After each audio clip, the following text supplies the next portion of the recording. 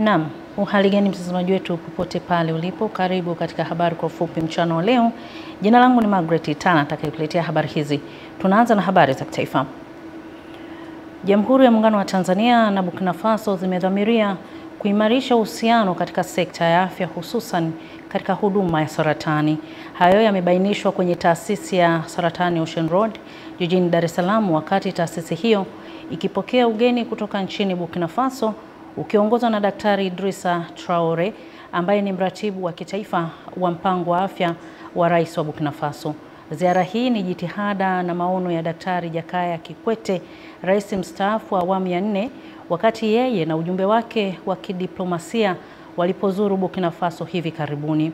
Mkurugenzi mtendaji wa Ocean Road, Daktari Diwani Msemo, na timu ya usimamizi wameelezea nia ya Tanzania katika kushirikiana na taifa hilo kwenye kutoa huduma za saratani na kusisitiza ushirikiano huo utajikita katika malengo ya pamoja ya uhuru wa afya na matibabu yanayokwenda kufikiwa baina ya mataifa hayo mawili. Rais Traore wa Burkina Faso akaeleza nia yake ya kutumia facilities za Tanzania kwa ajili ya kufundisha watu wake, kufundisha madaktari wake na pia kuleta wagonjwa ambao wenye matatizo mbalimbali kwa ajili ya matibabu. Sasa hao wageni walikuja, walianzia JKCI na leo wamefika hapa. Tumepata nafasi ya kuwazungusha katika taasisi yetu ya saratani, wakaona kazi nzuri ambayo inayofanywa hapa na wameona kitengo chetu cha PET-CT na cyclotron ambacho wamekiri kwamba ni kikubwa katika Sub-Saharan Africa. Kwa ujumla wameridhishwa sana na huduma zetu na wamefurahi kuona kwamba tuna training program, tunafundisha technologists, tunafundisha madaktari katika kuspecialize cancer, tunafundisha pia na wauguzi katika kuspecialize cancer. Kutoka Dodoma, Tume ya Ulinzi wa Taarifa Binafsi nchini imepanga kuanza kutoa mafunzo kwa wasimamizi wa tovuti na kurasa mbalimbali za kimtandao ya kijamii ya taasisi za umma na binafsi yatakayowasaidia kuchukua hatua za mapema za kukabiliana na wimbi la udukuzi wa mifumo hiyo ya mawasiliano kwa kuwa ni hatari kwa usalama wa nchi. Taarifa zaidi na Amani Mbando. Taarifa hiyo imetolewa jijini Dodoma na kaimu mkurugenzi mkuu wa PDPC Mhandisi Steven Wangwe, ambapo ameeleza kuwa tume itatoa mafunzo hayo maalum kwa maafisa ulinzi wa taarifa binafsi DPOs kuanzia mwezi Juni mwaka huu. Amesisitiza licha ya matukio ya udukuzi yaliyojitokeza hivi karibuni kuwa ni makosa ya kimtandao, bado ni muhimu kwa wasimamizi wake kupata mafunzo hayo. Mafunzo ambayo tunakwenda kuyafanya yatasaidia sasa kuwaeleza ama kuelekeza wale watumiaji wote na wanaosimamia hiyo mitandao ni namna gani ya kuhakikisha kwamba yanakuwa salama na hawawezi kuingia katika changamoto hizo za kuibiwa akaunti na kusababisha changamoto ambazo tumeziona hivi siku za karibuni. Kuhusu usajili wa kampuni, taasisi za umma na binafsi zinazokusanya taarifa za watu ili kutimiza takwa la kisheria la ulinzi wa taarifa binafsi, Mhandisi Wangwe amesema makampuni zaidi ya 9,000 yamesajiliwa na kwamba zoezi hilo ni endelevu. Kifungu cha 14 kinazuia ama kinaweka katazo la kisheria kwa taasisi yoyote ambayo ipo nchini na inakusanya taarifa za watu bila kusajiliwa na Tume ya Ulinzi wa Taarifa Binafsi. Lengo la sheria hiyo ni kuhakikisha kwamba hizo taarifa hizo zinakusanywa kwa kuzingatia misingi ya ulinzi wa taarifa binafsi ili kuweza kulinda taarifa za watu. Wakati huo huo, katibu wa idara ya uhamasishaji na chipukizi Umoja wa Vijana wa Chama cha Mapinduzi UVCCM Taifa, Jessica Mshama, ametoa wito kwa vijana wote wa Kitanzania kufanya matumizi sahihi ya teknolojia na mitandao ya kijamii. Vijana wenzangu, teknolojia hii tunayoiona inaweza kujenga au inaweza kubomoa taifa. Lakini naomba niwasisitize, tuwe katika mstari wa kujenga. Tutumie teknolojia kushawishi yale mazuri ambayo serikali yetu inafanya, lakini kuonyesha fursa ambazo zipo ndani ya Tanzania. Amani Mbando, Channel 10. Naam, shukrani sana Amani Mbando kwa taarifa hiyo.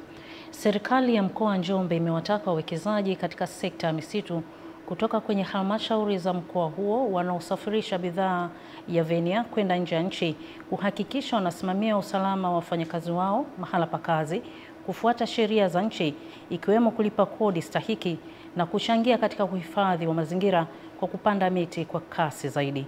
Michael Patrick ameandaa taarifa ifuatayo. Kauli hiyo imetolewa katika kikao kilichowakutanisha wadau wa sekta ya misitu na wafanyabiashara kujadili fursa, changamoto na mikakati ya kuimarisha sekta hiyo muhimu kwa uchumi wa mkoa, ambapo katibu tawala wa mkoa wa Njombe Judika Omari amebainisha dosari zilizobainika kwenye viwanda mbalimbali. Wamepewa leseni zote za biashara za serikali. Serikali yetu ina staa sana. Tunawapa tukitegemea pia waweke mazingira bora.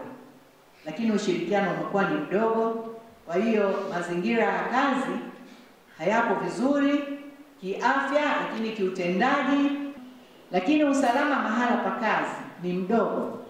Pale ni mitambo ya mashine ya kuchana mbao, ni mashine kubwa na kali ambazo zinaweza zikamdhuru mtu. Kwa upande wake, mkuu wa mkoa wa Njombe Anthony Mtaka amehoji uwekezaji wa viwanda hivyo kwenye vijiji unawanufaisha vipi wananchi wenye ardhi. Kijiji ambacho hicho kiwanda kipo kinafaidikaje na uwekezaji?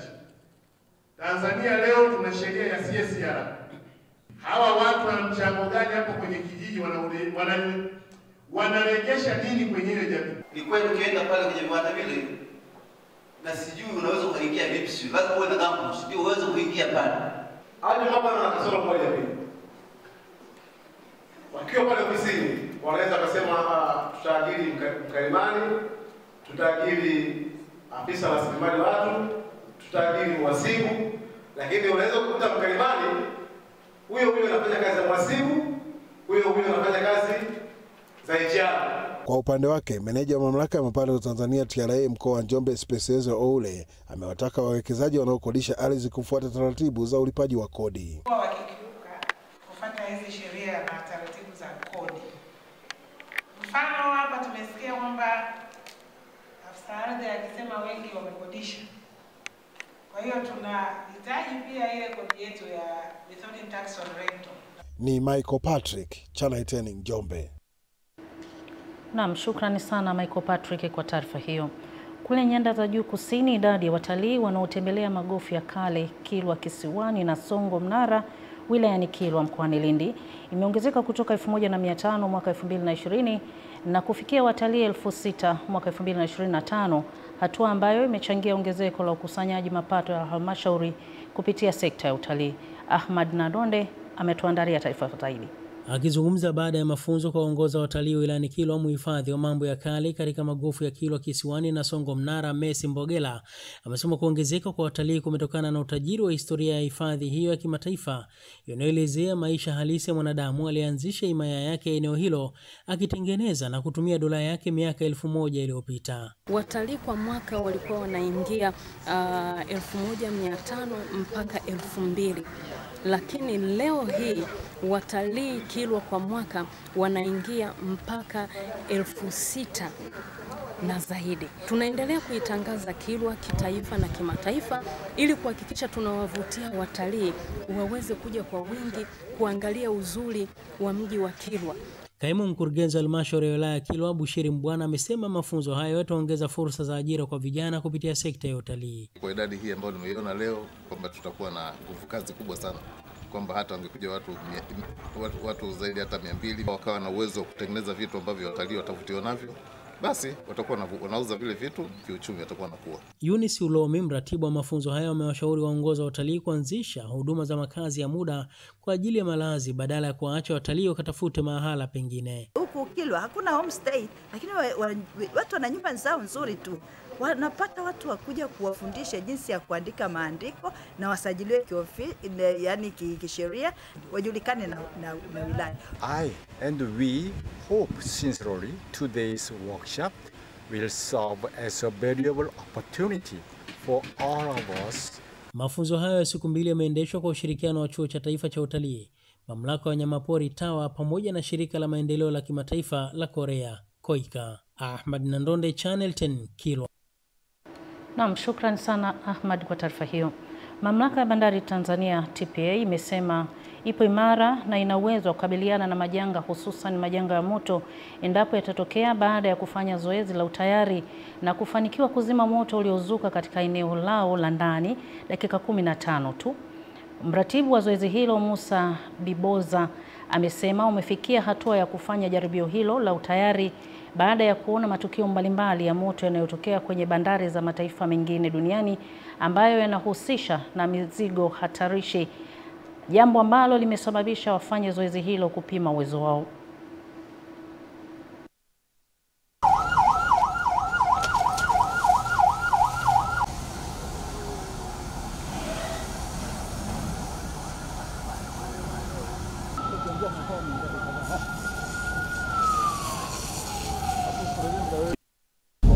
Kwa hiyo umetusaidia na mapungufu yako madogo ambayo pia tumeyachukua, na ndio lengo la hili zoezi, kuona sehemu ambayo tuna mapungufu ili tukaboreshe yale maeneo ambayo tuna mapungufu, kuweza sasa kuwa na uwezo mkubwa zaidi iwapo tukio litatokea. Kwa hiyo kiujumla, kwa maana ya tukio hili leo tumefanikiwa, tumetumia muda mfupi na tumeweza kutest wenzetu ambao tunapata changamoto za kusaidia, tunaweza kuwaona kwamba je, kama tunapatia tatizo ni muda gani msaada tunaopata. Kwa pia tumeona sasa kwa kutumia vipimo hivyo, sasa tunaweza tukapima uwezo wetu kwamba sasa unahitaji nyongeza ziada au tulionao inatosha. Kwa mujibu wa mratibu huyo, wametumia dakika 15 pekee za kuzima moto uliozuka kwenye makasha mawili, jambo ambalo linaashiria kuwa wapo imara. Unajua bandari na matishio ya aina nyingi na mbalimbali. Mwaka huu tulikuwa na simu yetu ni kwa ajili ya tukio la mkubwa ambalo litahusisha milipuko ya mizigo hatarishi katika makontena. Na mtakumbuka kwamba matukio namna hii yanatokea katika bandari. Kama mtakumbuka mwaka 2015 katika bandari ya Tianjin iliyoko China, kuna tukio kubwa lilitokea la mlipuko ndani ya bandari kutokana na mizigo ambayo inahifadhiwa ndani ya bandari, ambayo mizigo ni hatarishi. Na tukio kama lile liliua watu wengi, watu zaidi ya 170. Na mtazamaji, sasa ni habari za mataifa mbalimbali na tutasalia hapa Afrika Mashariki. Rais mstaafu wa DRC Joseph Kabila anakuwa mkuu wa kwanza wa zamani wa nchi hiyo kushtakiwa kwa uhaini, uhalifu wa kivita na mashtaka yanayohusiana na hayo. Hatua hiyo ni kufuatia bunge la Seneti la DRC kumwonelea kinga ya kutoshtakiwa na kumtengenezea njia ya kufunguliwa mashtaka. Kabila ambaye pia ni seneta wa kudumu anatuhumiwa kwa makosa mbalimbali ikiwemo ya uhaini, uhalifu wa kivita na kuunga mkono kundi la waasi la M23 ambalo liliteka miji mikubwa mashariki mwa DRC mapema mwaka huu 2025. Kwa jumla seneta 88 walipiga kura ya kuunga mkono kushtakiwa kwake. Ni 5 pekee waliopiga kura dhidi yake, huku kura nyingine 3 zikibatilishwa. Joseph Kabila ambaye aliondoka nchini humo mwaka 2023 hakufika mbele ya Seneti kujitetea kabla ya kupigwa kwa kura hizo. Katika michezo, uongozi wa klabu ya Simba kupitia idara ya habari na mawasiliano umezindua rasmi hamasa visiwani Zanzibar kuelekea mchezo wa pili wa fainali ya kombe la shirikisho barani Afrika, mchezo utakaopigwa tarehe 25 mwezi huu uwanja wa New Aman Complex visiwani humo. Tupate taarifa zaidi. Hamasa hizo zimezinduliwa na meneja wa idara ya habari na mawasiliano Simba Sports Club Ahmed Ali, ambapo amesema kuwa wanasimba wanatakiwa kuiunga mkono timu yao kwa ajili ya kwenda kufanya vizuri katika mchezo huo ambao Simba wanakwenda kucheza wakiwa nyuma kwa magoli 2-0 baada ya kupoteza mchezo wa kwanza wakiwa ugenini, huku akiweka wazi lengo la Simba kwenda kutoa ubingwa msimu huu. Wachezaji wetu wako tayari, benchi la ufundi liko tayari, na kwa kuwa hii ndo mechi ya mwisho, basi wachezaji wetu waende wakapambane wanavyoweza kupambana. Usiogope kuumia, kwa sababu baada ya mechi hii hatukudai chochote. Hata ikiwezekana kufia hapo uwanjani, baada ya mechi hii hatukudai chochote.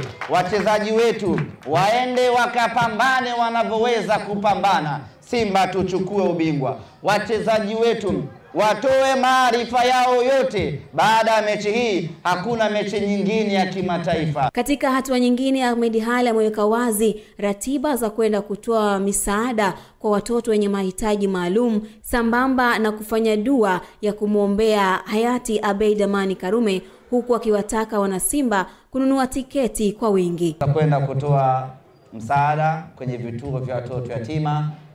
Mnafahamu ili jambo ni nyeti, lazima tujikurubishe kwa Mwenyezi Mungu kwa ajili ya kuomba msaada wake, atubariki, aturuzuku, na kwa rehema zake Simba tuweze kuchukua ubingwa. Kumwombea dua